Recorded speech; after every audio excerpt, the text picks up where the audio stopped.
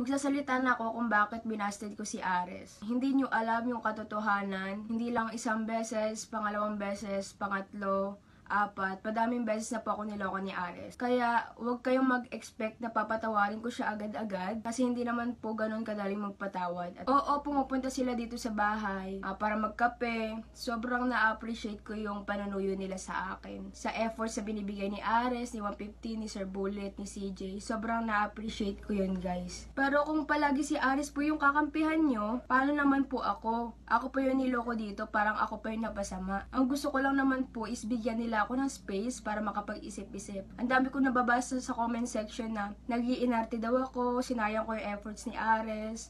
Pero sorry guys, gusto ko lang sana makapag-isip-isip kasi hindi naman po ganun kadaling magbigay ng second chance. Oo, minsan kinikilig pa rin ako kay Ares, nagkikare sa kanya. Kasi kahit papaano guys, may pinagsamahan kami ng tao. Pero ngayon, mas matimbang pa rin yung sama ng loob ko. Kaya sana maintindihan niyo yung desisyon ko ngayon. Hindi ko naman sinasara yung puso ko para kay Ares. At hindi ko rin naman po sinabing hindi ko na siya bibigyan ng second chance. Pero ngayon, sana respetuhin niyo yung desisyon ko na bigyan muna nila ako ng space para makapag-isip-isip. Kasi hindi naman po ganun kadali magpatawad at masyado pang maaga para magpatawad. At gusto ko rin pala magpasalamat kay Kuya 150, kay Sir Bullet at CJ sa araw-araw na panunuyo sa akin dito sa pagtulong kay Ares. Sobrang na-appreciate ko kayo. Kung maliligaw si Ares, kung itutuloy niya pa din, nasa sa kanya pa rin naman yung desisyon.